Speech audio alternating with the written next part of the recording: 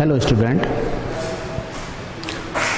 आप सबको मालूम है कि जीवों के शरीर के अंदर चलने वाली विभिन्न प्रकार की जैविक क्रियाएं जैसे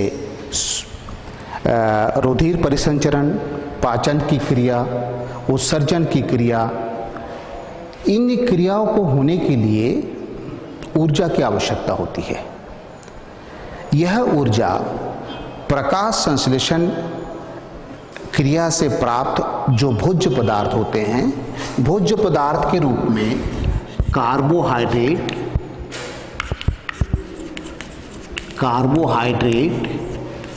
वसा, प्रोटीन आदि के रूप में उपस्थित होते हैं। तो ये जटिल कार्बनिक पदार्थ होते हैं। इस जटिल कार्बनिक पदार्थ को अपघटित करने के लिए एक क्रिया होती है ऑक्सीकरण की क्रिया। ऑक्सीकरण की क्रिया, इसका मतलब है कि इसके साथ ये ऑक्सीजन के साथ ये रासायनिक क्रिया करती है। रासायनिक क्रिया करके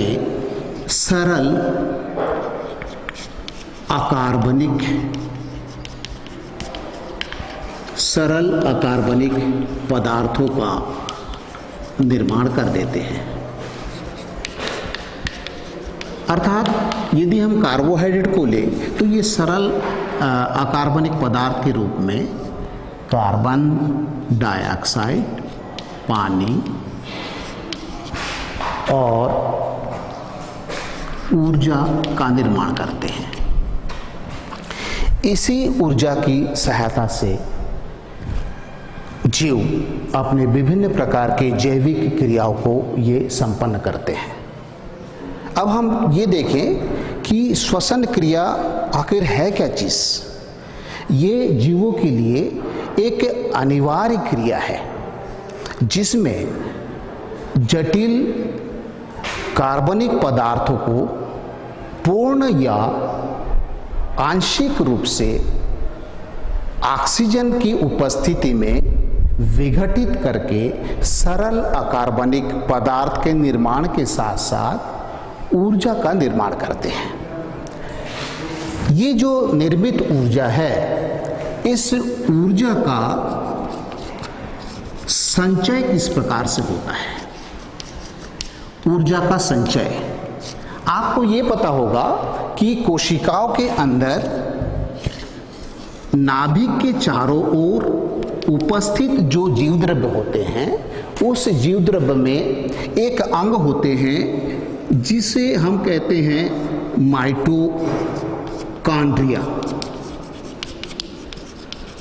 माइटोकॉन्ड्रिया कहते हैं। इसको यदि केवल माइटोकॉन्ड्रिया कोशिकाओं को देखें तो इसकी रचना इस प्रकार से होती है। इसकी भीतरी जो सतह ये इस प्रकार से अंदर की ओर बढ़ा हुआ होता है और इस बढ़ा हुआ जो भाग है, इस भाग को कहा जाता है लैमेली। इस लैमेली की सतह पर इस प्रकार गोल जैसे दाने रचना इसमें उपस्थित होते हैं। इन रचनाओं के अंदर ही ऊर्जा एटीपी के रूप में संचित हो जाती है। एटीपी का मतलब, एटीपी का अर्थ ये होता है, इसका पूरा नाम है एडिनोसिन ट्राइफॉस्फेट।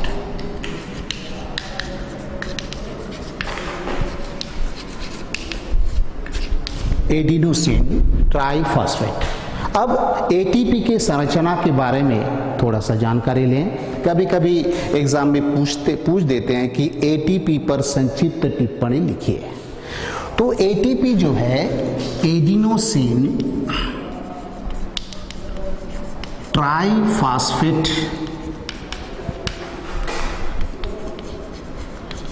न्यूक्लियोटाइड से बने होते हैं। से बने होते हैं। अर्थात इसकी रचना को यदि हम देखें एटीपी का, कि इसमें पहला एडिनोसिन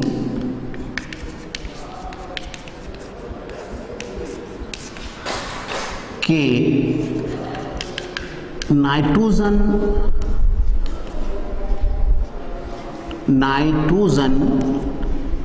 क्षारक, दूसरा एक राइबोज शर्करा,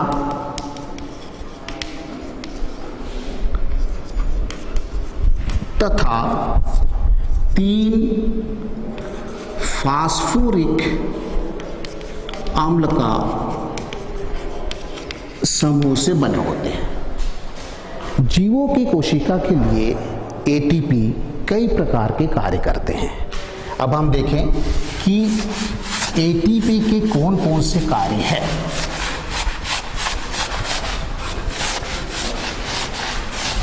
एटीपी एडिनोसिन ट्राइफॉस्फेट के कार्य। पहला कार्य कोशिकाओं के लिए ये होता है संश्लेषण, अर्थात जीवों की कोशिकाओं में प्रकाश संश्लेषण की क्रिया के द्वारा कार्बोहाइड्रेट,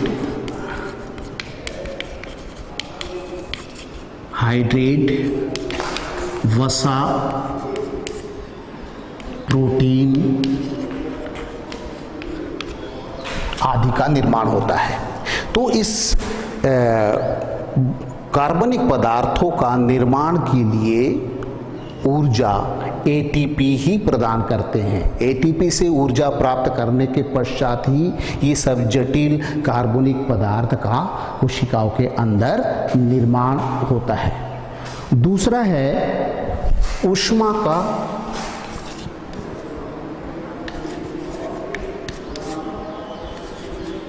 नियंत्रण। हर जीवों के शरीर के अंदर एक निश्चित तापक्रम उपस्थित होते हैं। इस तापक्रम का नियंत्रण जो है, इस तापक्रम को नियंत्रित करने का कार्य एटीपी में उपस्थित ऊर्जा के द्वारा होता है। उदाहरण के लिए हम ये देखें कि हमारे शरीर का, स्वस्थ व्यक्ति का जो तापक्रम होता है वो 37 डिग्री सेंटीग्रेड होता है। 37 डिग्री सेंटीग्रेड में हमारे शरीर के आंतरिक भागों में विभिन्न जो तंत्र में जैविक क्रियाएं होती है, बड़ी सुचारू रूप से ये चलते रहते हैं। तापक्रम में यदि बढ़ोतरी हो जाती है या घट जाती है तो हमारे जो जैविक क्रिया है उसमें व्यवधान उत्पन्न होते हैं। तो मेन काम ये ऊष्मा का उत्पादन करते हैं, साथ साथ नियंत्रण की क्रिया करते हैं, जिसके कारण जीवों के शरीर के आंतरिक भागों में चलने वाली जैविक क्रिया जो है सुचारू रूप से चलती रहती है। तीसरा, ये ऊर्जा प्रदान करते हैं और ये ऊर्जा जो है संचित ऊर्जा के रूप में एटीपी के रूप में उपस्थित होते हैं। चौथा, एटीपी के द्वारा गति प्रदान करते हैं, अर्थात गति के लिए जो ऊर्जा की आवश्यकता होती है वो एटीपी के द्वारा प्रदान किया जाता है। जैसे हमारे शरीर में पेशी होती है, पेशियां, इन पेशियों का संचालन, पेशियों का सिकुड़ना, पेशियों में गति उत्पन्न करना, इसके अतिरिक्त आपेशिया जो भाग है, आपेशी में भी गति उत्पन्न करने का कार्य एटीपी के द्वारा संपन्न होता है। इस प्रकार हमने देखा कि एटीपी किस प्रकार से जीवों के शरीर में इसकी रचना और कार्य संपादन करते हैं।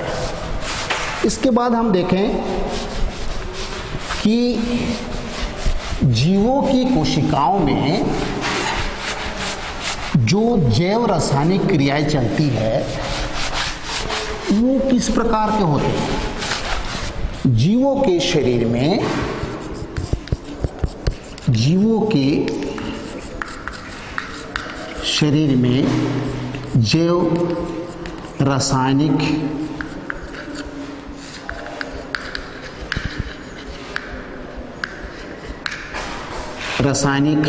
क्रियाओं के प्रकार। जैव रासायनिक क्रियाएं कितने प्रकार के होते हैं? ये क्रिया मुख्य रूप से दो प्रकार के होते हैं। अर्थात पहला जो है, इस क्रिया को कहा जाता है अपचय।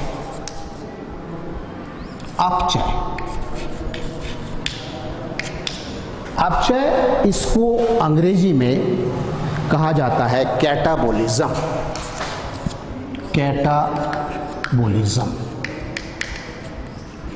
इसके अंतर्गत क्या होता है? अपचय का मतलब ये होता है कि जब जटिल कार्बनिक पदार्थ सरल अकार्बनिक पदार्थ में टूटते हैं तो इन क्रिया को हम कहते हैं अपचय। दूसरा होता है उपचय। इसको अंग्रेजी में कहा जाता है एनाबोलिज्म।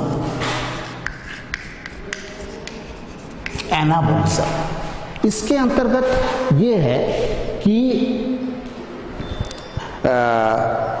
जब सरल अकार्बनिक पदार्थ आपस में जुड़ते हैं, जुड़ करके जटिल कार्बनिक यौगिक का निर्माण करते हैं, तो उस क्रिया को हम कहते हैं उपचय। अर्थात हमने ये जो क्रिया देखा इससे पहले वाले पाठ में, प्रकाश संश्लेषण की क्रिया में कौन सी क्रिया होती है? उपचय। और श्वसन की क्रिया में ये होती है अपचय। कभी कभी ये दोनों क्रियाएं साथ साथ चलती है, अर्थात उपचय और अपचय। उपचय प्लस अपचय को यदि हम जोड़ दें तो इससे नया शब्द जो बनता है इसको हम कहते हैं उपापचय। अंग्रेजी में इसे कहा जाता है मेटाबोलिज्म।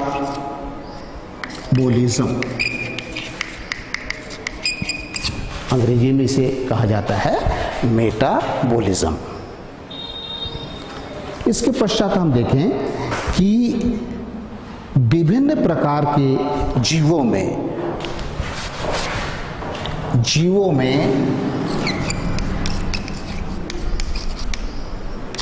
पाए जाने वाले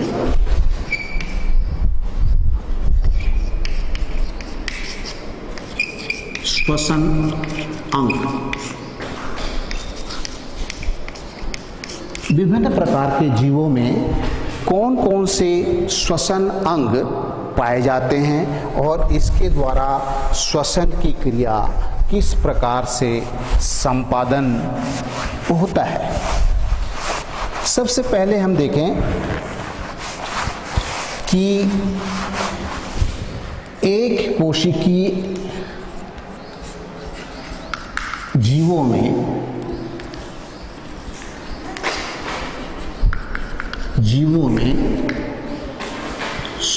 श्वसन अंग तथा श्वसन की क्रिया किस प्रकार से होती है। आपको पता है कि जैसे एक कोशिकीय जीव अमीबा होता है, इसका पूरा शरीर जो है एक कोशिकाओं से बने होते हैं। ये अक्सर पानी में होते हैं, जलीय जीव होते हैं।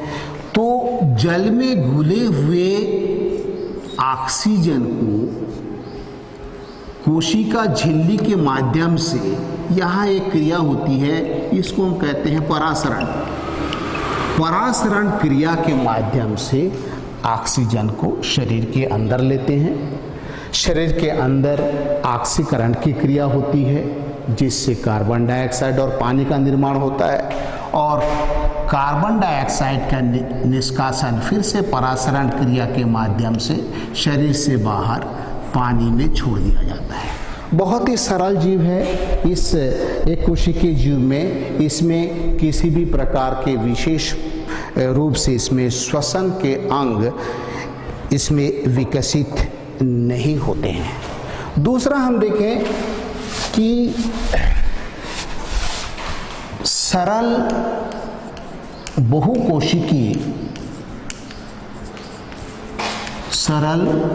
बहुकोशिकीय जीवों में श्वसन अंग और श्वसन क्रिया किस प्रकार से होते हैं। सरल बहुकोशिकीय जीव इस प्रकार के ये भी जलीय जीव होते हैं और इसमें विशेषता ये होती है कि इसके शरीर की बाहरी सतह पर असंख्य छोटे छोटे छिद्र होते हैं। जैसे इस प्रकार से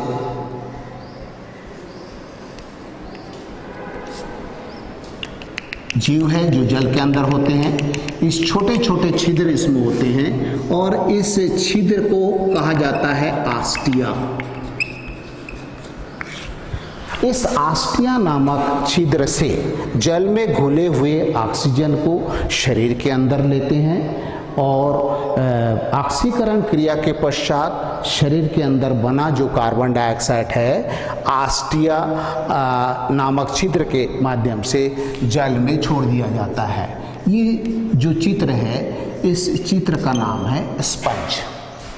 दूसरा एक जीव जलीय जीव होते हैं, दिखने में ये पेड़ के समान दिखाई देते हैं लेकिन है ये जंतु और इस जंतु का नाम है हाइड्रा। ये भी जलीय जीव होते हैं, जल में रहते हैं। तो जल में उपस्थित जो ऑक्सीजन है यहाँ जो घटना होती है विसरण क्रिया द्वारा जलीय ऑक्सीजन को शरीर के अंदर लेते हैं और ऑक्सीकरण के पश्चात बने जो कार्बन डाइऑक्साइड है ये जल में ये पुनः विसरण की क्रिया के द्वारा कार्बन डाइऑक्साइड को शरीर से बाहर निकाल देते हैं। इसके पश्चात हम देखें कि कीटों में श्वसन किस प्रकार से होते हैं। कीटों के शरीर के अंदर इस प्रकार से विशेष प्रकार के श्वसन नाली होती है और ये इस प्रकार से शरीर के अंदर एक जाल का निर्माण करते हैं। प्रत्येक नली जो है शरीर की पार्श्व सतह पर छोटे छोटे छिद्र के रूप में ये नलिकाएं खुलती हैं। इन श्वास नली को कहा जाता है ट्रेकिया। ट्रेकिया के माध्यम से वायुमंडल से ऑक्सीजन गैस शरीर के अंदर लेते हैं और शरीर के अंदर ऑक्सीकरण के पश्चात बना जो कार्बन डाइऑक्साइड है इस छिद्र के माध्यम से शरीर से बाहर निकाल देते हैं। इसके पश्चात हम देखें कि बहुकोशिकीय जीवों में किस प्रकार से श्वसन क्रिया होती है। बहुकोशिकीय जीवों में श्वसन क्रिया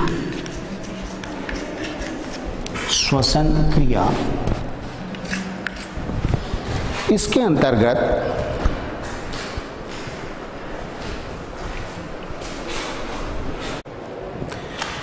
अंतर्गत आने वाले जो जीव है जो प्रकार होते हैं, पहला है त्वचीय श्वसन। त्वचीय श्वसन ये विशेष प्रकार के जीव जैसे केचुआ, जोंक, नेरीज, इसमें ये खास बात ये है कि इनके शरीर की जो त्वचा है ये नम बना रहता है।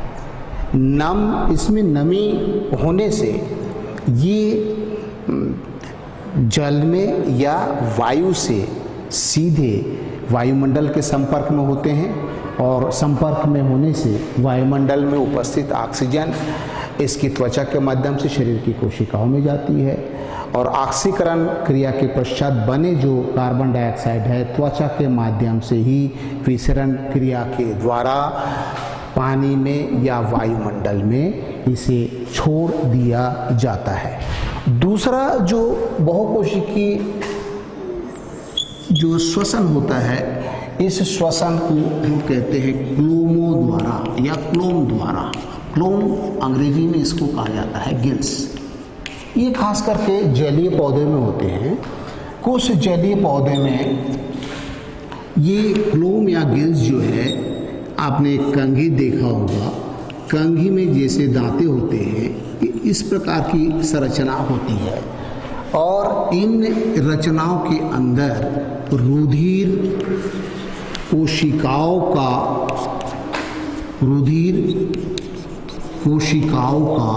जाल होता है। अर्थात ये जल के संपर्क में होते हैं। जल में घुले हुए ऑक्सीजन इस क्लोम के माध्यम से होकर शरीर के अंदर पहुंचती है। ऑक्सीकरण क्रिया में बने जो कार्बन डाइऑक्साइड है पुनः क्लोम के माध्यम से होकर के पानी में ये चली जाती है या विसर्जित कर दिए जाते हैं। इसमें एक आपको मैं बता दूं कि एक ऐसा जीव है, कभी कभी प्रश्न पूछते हैं झींगा मछली में, झींगा मछली जो है इसका मछली का रंग या मछली का रक्त सफेद क्यों होता है? आपको पता है हमारे दूसरे जीव या मनुष्य के शरीर के जो रक्त होते हैं वो रक्त लाल रंग के होते हैं, क्योंकि रक्त में पाए जाने वाले जो विभिन्न प्रकार की कणिकाएं हैं उन कणिकाओं में एक कणिका का नाम जिसका नाम है लाल रुधिर कणिकाएं आरबीसी। आरबीसी में एक विशेष प्रकार की प्रोटीन होती है, इस प्रोटीन को कहा जाता है हीमोग्लोबिन। तो इस हीमोग्लोबिन के कारण ही रक्त का रंग हमें लाल दिखाई देते हैं। जबकि झींगा मछली में जो आरबीसी कणिकाएं होती है उसके रक्त के, उस आरबीसी कणिकाओं में हीमोग्लोबिन के स्थान पर हीमोसाइनिन नामक प्रोटीन उपस्थित होती है। हीमोसाइनिन का रंग जो है रंगहीन होता है, इसलिए झींगा मछली के शरीर के रक्त का रंग जो है लाल ना हो करके ये रंगहीन होते हैं। ठीक है। इसके पश्चात देखें कि आपने देखा होगा कि कभी कभी जल में से होकर के मेढक जल से ऊपर जमीन पे आ जाते हैं। अर्थात मेढक में जो श्वसन की क्रिया होती है वो उसके मुख गुहा के माध्यम से होता है। शरीर में जब कम ऊर्जा की आवश्यकता होती है तब वो पानी से निकल करके जमीन पर आ जाते हैं और वहीं से वायुवीय ये श्वसन की क्रिया करते हैं। अब विकसित जीव जिसको हम कहते हैं स्तनधारी जीवों में श्वसन, स्तनधारी के अंतर्गत मनुष्य भी आ जाता है।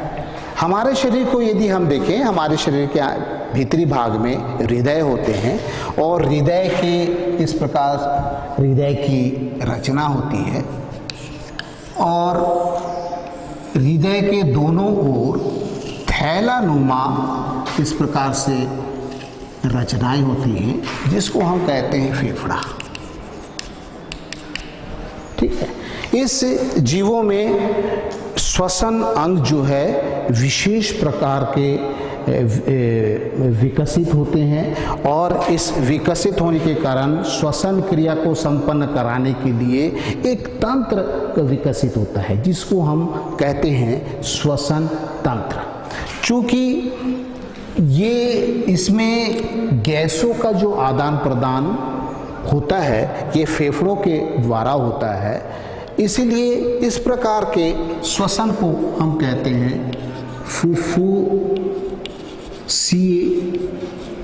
श्वसन। फुफ्फुसीय श्वसन की क्रिया।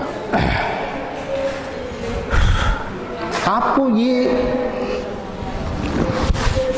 ज्ञात होगा, आप ये खुद समझ रहे होंगे कि वायुमंडल से हम जो ऑक्सीजन गैस लेते हैं और बदले में जो कार्बन डाइऑक्साइड हम वायुमंडल की ओर छोड़ते हैं, इस क्रिया को ही हम श्वसन क्रिया कहते हैं। लेकिन ये सत्य नहीं है। इस जो आप सोच रहे हो कि गैसों का आदान प्रदान जो हम करते हैं, इस क्रिया को कहा जाता है श्वासोच्छ्वास। श्वासोच्छ्वास अर्थात अंग्रेजी में इसे कहा जाता है ब्रीदिंग। सांस का वायुमंडल से ऑक्सीजन लेना और वायुमंडल को कार्बन डाइऑक्साइड छोड़ना। दूसरा होता है श्वसन। जैसे कि पहले आपको हमने स्पष्ट कर दिया था कि श्वसन क्रिया में, श्वासोच्छ्वास क्रिया में ऊर्जा का निर्माण नहीं होता, जबकि श्वसन की क्रिया में जटिल अनिवार्य रासायनिक क्रियाएं हैं और जटिल कार्बनिक यौगिक जो है ऑक्सीजन की उपस्थिति में विघटित करके ये क्या करते हैं, सरल अकार्बनिक पदार्थ, जैसे कि हमने पहले बताया था कि कार्बन डाइऑक्साइड, पानी और ऊर्जा का निर्माण करते हैं।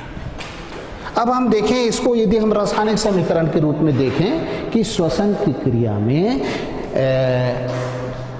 रासायनिक समीकरण किस प्रकार से होते हैं, तो ये C6H12O6 इसका नाम है ग्लूकोज।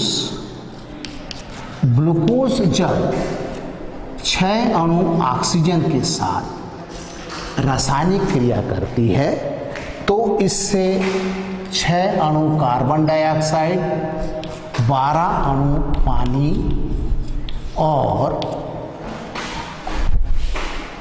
673 किलो कैलोरी ऊर्जा इसमें से विमोचित होती है, बाहर निकलती है।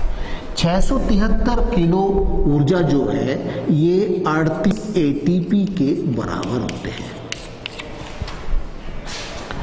अब हम ये देखें कि मनुष्य के शरीर में जो ये गैसों का आदान प्रदान और कोशिकाओं के अंदर ये जो रासायनिक क्रिया चलती है, इसको हम एक रेखा चित्र के माध्यम से समझ सकते हैं।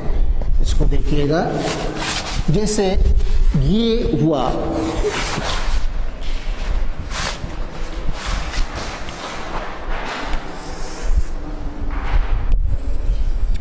फेफड़ा,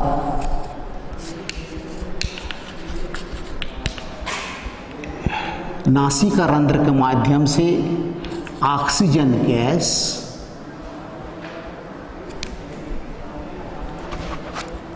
फेफड़े से होता हुआ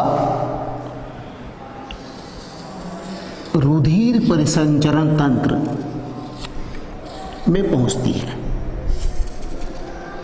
ये जो तंत्र है रुधिर परिसंचरण तंत्र, अर्थात इसको हम ये कहेंगे कि यहाँ से जो ऑक्सीजन पहुंचा ये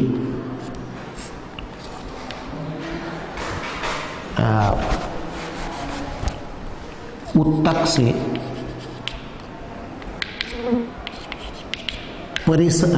रक्त में संवहन, रक्त में ऑक्सीजन का संवहन हो जाता है। रक्त में संवहन के पश्चात ये अंत में ऑक्सीजन के अणु उत्तक में पहुंच जाते हैं। ये होता है उत्तक। यहां कार्बनिक यौगिक का ऑक्सीजन के साथ ऑक्सीकरण की क्रिया से अंत में ऊर्जा प्लस CO2 और H2 सरल अकार्बनिक यौगिक में परिवर्तित हो जाते हैं। CO2 अब उत्तक में से होता हुआ पुनः रुधिर परिसंचरण में पहुंच जाती है और रुधिर परिसंचरण से पुनः फेफड़े के उत्तक में पहुंच जाती है और फेफड़े से होता हुआ नासिका रंध्र के माध्यम से कार्बन डाइऑक्साइड पुनः वायुमंडल में पहुंच जाता है। तो इस प्रकार से हम रेखा चित्र के माध्यम से श्वसन क्रिया को भली भांति समझ सकते हैं। दूसरा जो इससे पहले हमने आपको बताया था कि जो क्रियाएं होती है, ऑक्सीजन का लेना, कार्बन डाइऑक्साइड का वायुमंडल की ओर छोड़ना, जिसको हम श्वासोच्छ्वास कहते हैं, इसके संबंध में हम थोड़ा सा जानकारी हासिल करें। श्वासोच्छ्वास, इसको हम कहेंगे इंग्लिश में ब्रीदिंग, सांस का लेना और सांस को कार्बन डाइऑक्साइड के रूप में वायुमंडल की ओर छोड़ना। ये एक तो पहली बात है कि ये जो क्रियाएं हैं, ये क्रियाएं कोशिका के अंदर नहीं होते हैं। ये केवल हम वायुमंडल से ऑक्सीजन लेते हैं, फेफड़े में पहुंचती है और फेफड़े में विभिन्न उत्तक या कोशिकाओं से बने जो कार्बन डाइऑक्साइड है फेफड़े में पहुंचती है और फेफड़े से ये नासिका रंध्र के माध्यम से वायुमंडल की ओर छोड़ा जाता है। इसमें श्वासोच्छ्वास की जो क्रिया है, इस क्रिया में चूंकि ये कोशिका के बाहर होती है, इसमें ऊर्जा का निर्माण नहीं होता है और इस क्रिया को संपन्न कराने के लिए किसी प्रकार के एंजाइम्स की आवश्यकता नहीं होती है। इस क्रिया का नियंत्रण हमारे मस्तिष्क में, मनुष्य के मस्तिष्क के जो पिछला भाग होता है, इस भाग को कहा जाता है medulla oblongata. Oblongata, medulla oblongata वाले भाग में एक केंद्र बिंदु होता है। इस केंद्र बिंदु को हम कहते हैं श्वसन केंद्र। तो श्वसन केंद्र के द्वारा ये जो श्वासोच्छ्वास की प्रक्रिया है, इसका नियंत्रण मेडुला ऑब्लांगेटा में उपस्थित श्वसन केंद्र के द्वारा इसमें नियंत्रण की क्रिया किया जाता है। अब हम ये देखें कि ये जो श्वासोच्छ्वास है और श्वसन है, इन दोनों के बीच हम अंतर कैसे स्पष्ट कर सकते हैं। श्वासोच्छ्वास पहला, यह क्रिया कोशिकाओं के बाहर संपन्न होती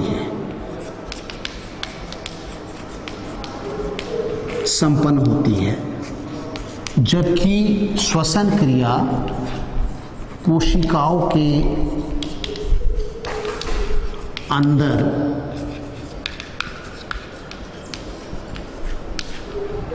संपन्न होती है।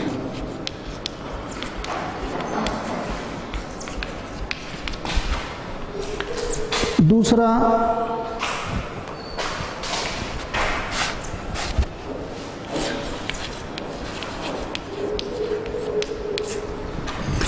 इस क्रिया के लिए एंजाइम की आवश्यकता नहीं होती है, आवश्यकता नहीं होती है, जबकि श्वसन क्रिया को पूरा करने के लिए विभिन्न चरणों में एंजाइम की आवश्यकता होती है।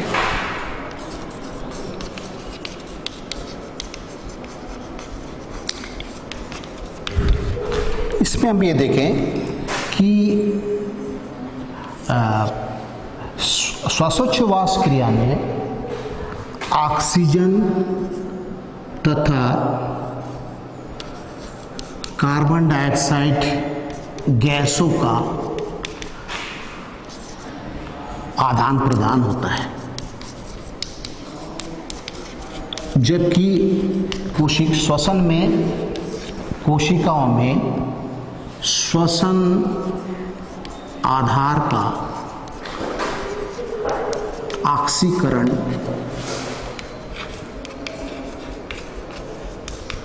क्रिया होती है। श्वासोच्छ्वास में ऊर्जा का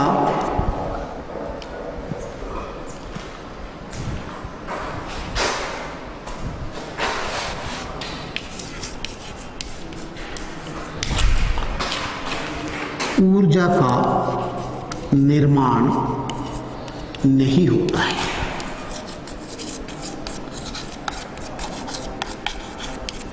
जबकि श्वसन क्रिया में ऊर्जा का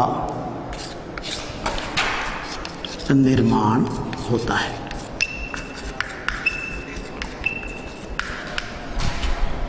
इस प्रकार हमने देखा कि ये प्रमुख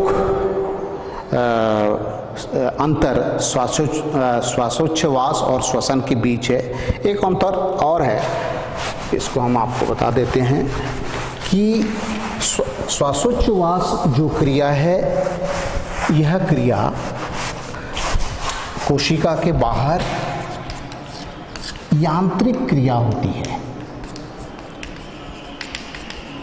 जबकि श्वसन क्रिया जो है ये कोशिका के अंदर संपन्न होती है और जैव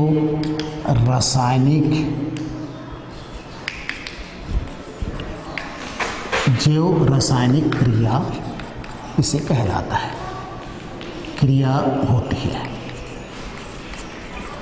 आपको मैं बता दूं कि हमारे मनुष्य के शरीर में जितने भी कोशिकाएं हैं, कई प्रकार की कोशिकाएं हैं।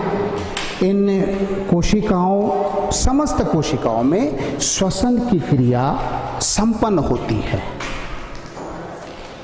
केवल एक प्रकार की कोशिकाएं हैं, जैसे हमने बताया था कि रक्त में 3 प्रकार की कणिकाएं होती हैं, आरबीसी, डब्ल्यूबीसी और थ्रोम्बोसाइट्स।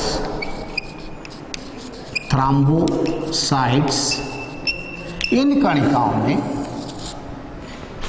आरबीसी की कणिकाओं में प्रकाश संश्लेषण की क्रिया श्वसन की क्रिया होना संभव नहीं है। प्रश्न आप लिख सकते हैं कि आरबीसी में श्वसन की क्रिया संभव क्यों नहीं है। इसका मुख्य कारण ये है कि आरबीसी की कोशिकाओं के अंदर नाभिक के चारों ओर उपस्थित जो जीव द्रव्य होते हैं, जीव द्रव्य में माइटोकॉन्ड्रिया नामक कोशिकांग का अभाव होता है। तो माइटोकॉन्ड्रिया के अभाव से उन कोशिकाओं में, रक्त की, आरबीसी की उन कोशिकाओं में श्वसन की क्रिया संपादन होना नामुमकिन है। धन्यवाद।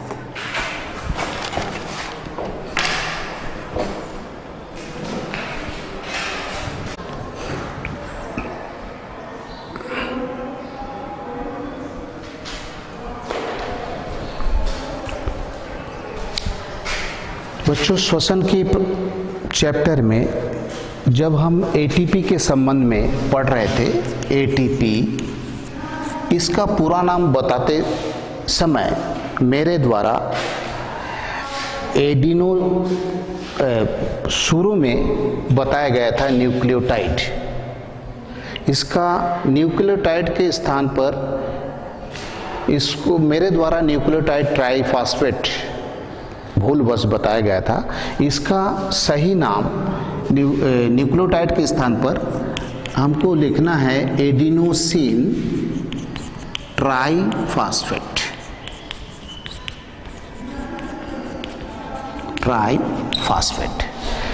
एटीपी के जब हम संरचना को देख रहे थे, इसका